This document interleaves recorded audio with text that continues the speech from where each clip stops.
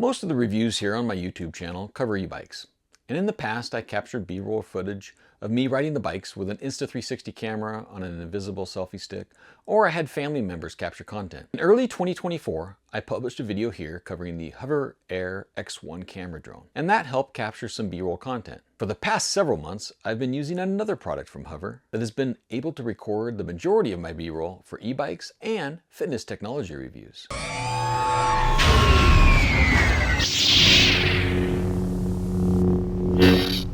Hello everybody, this is Matthew Miller, otherwise known as Palm Solo, and thanks for visiting the Mobile with Matt YouTube channel. I hope that you enjoy this video, and I appreciate your consideration for subscribing or sharing my experiences with family and friends. HOVERAir X1 PROMAX is an advanced camera drone that is available in several different bundles, with a host of accessories to support all of your outdoor adventures. I was blessed with the opportunity to evaluate the ProMax cycling combo that includes a HOVERAir X1 ProMax, a carrying bag, USB cable, charging hub, 2 extra batteries, 65-watt power adapter, multifunctional carry bag, ND filters, magnetic adapter mount, the beacon, and a handlebar mount. Let's start off by checking out some key specifications of the X1 ProMax and some key accessories. This small 4-prop enclosed drone weighs in at just 192 grams, which is about 6.8 ounces. It folds up easily with a removable 1920 milliampere battery. It has an integrated 64 gigabytes of storage and also a micro SD card support for more extended storage, although most of the time in flying it, you're not going to hit that storage limit. It's just if you don't take that footage off of the drone right away, you may want that external card support. It records at 8K at 30 frames per second, 25 frames per second, or 24 frames per second, 4K resolution at 120, 160, 50, 30, and 24 frames per second, and 1080p at that same frame rate levels. It also supports slow motion in 4K and 1080p. It also supports vertical video mode that I really did not use in 2025 for my YouTube videos, but in 2026 I plan to capture more short-form vertical videos, and that's going to help to be able to capture that with this drone as well. And I use the drone, my glasses, and other things in that vertical because I'm going to try out some more short-form content since some of these videos take a long time to create and I just don't have that much available time. As I mentioned, it does have a 1920 milliampere battery that is easily swappable. And then for ski and some other bundles, there's also thermo smart batteries for operations in freezing temperatures. The ProMax has proximity and vision-based sensors, a maximum auto follow speed of up to 26 miles per hour with an instantaneous tracking speed of up to 37 miles per hour, and the maximum flight time is about 16 minutes. The maximum takeoff altitude that this is rated for is 18,044 feet, so should be good for most mountains unless you're really in extreme conditions. It does offer the ability to perform in wind up to about 24 miles per hour. I've tested it in some fairly breezy conditions and it's worked fine. For your phone connectivity to the drone has about 300 to 900 feet. And then if you're to use the beacon, you can get up to just over half a mile with that. It does also support palm takeoff and landing. And there's one easy central button to operate. You push and hold the middle of the button to turn it on. And then you use the directional pad buttons around the outside of that to select the different modes. And then just push that central button again to initiate the flight. Very, very easy to pick up and use. The beacon is also included with the cycling bundle. And along with the beacon, it came with a bike mount and a magnetic connector. It's also available separately for $139 if you don't have the cycling bundle. The beacon connects to the X1 ProMax and it works as a remote for the camera. It has a small 1.7-inch color display that lets you see what the camera is recording, so you can quickly and easily adjust things with a directional pad on the beacon itself. You can also select flight modes from the beacon, which is convenient. The beacon also provides flight status alerts and supports return to the beacon so that the X1 ProMax can get back to you. When you're biking and everything else, it's really handy to have that mounted in front of you so you can see where your drone is. Otherwise, you're going to spend a lot of time looking over your shoulder trying to find out where the X1 ProMax is located. The beacon is very handy for that. And there's even an integrated mic, so you could record audio as you ride, hike, and move with the camera capturing the video content. And then all that audio footage is synced up to the camera. I did not take advantage of that yet. In future videos I may. I like that it's merged and then there's no extra processing required on your part, which is very handy. The Hover smartphone application is available for iOS and Android, and I primarily used it with my iPhone for most of the time. When you first launch that software, you pair up the camera to your phone, then you check for firmware updates, of course. It comes out of the box with 5 basic flight modes, and then as you use the flight modes in the X1 Pro Max more and more, it unlocks other capabilities for you to be able to do. Now, those included modes to start with are hover, which just holds the camera in place, zoom out, so it'll zoom out and it will capture footage both in the zoom out phase and the zoom in phase. Follow, which is pretty easy, it just follows you for a period of time. Orbit will go around you, and then the bird's eye goes straight up and captures a bird's eye view. As I mentioned, as you use there, the software logs the number of the flights, and then it unlocks advanced flight modes. I currently have 15 flight modes available to me. The most used flight modes for my bike reviews on this channel are orbit, zoom out, sidetrack, and cycling mode. Cycling mode is really cool because you put it in that mode and you just start biking.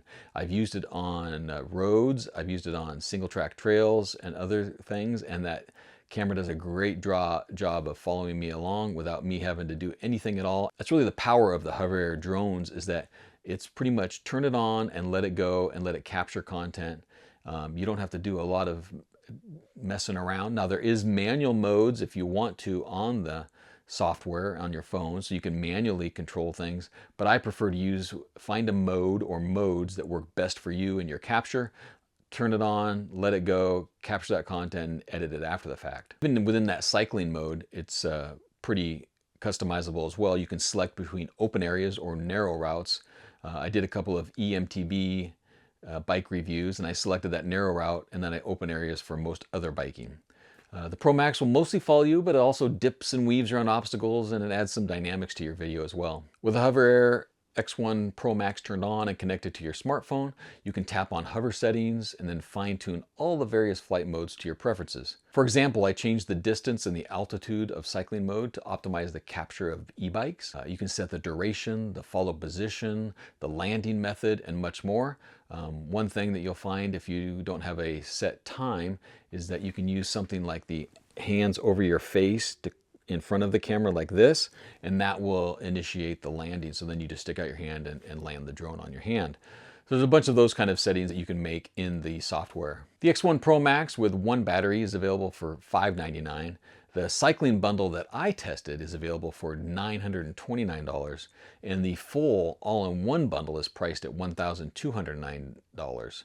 There are other bundles and offers available too, and there's often sales at HOVERAir, so check that out. So over the past several months, I've used the HOVERAir X1 Pro Max while biking, hiking, kayaking, fly fishing, and running.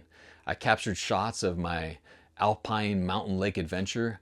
They were pretty phenomenal, and I have a couple of those shots, the still shots, actually as my background on my computer.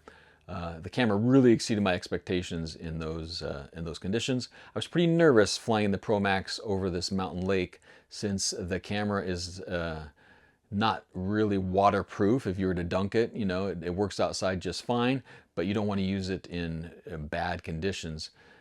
But that Omni terrain mode worked pretty well. It flew over the water, it came back to me, which I was worried about.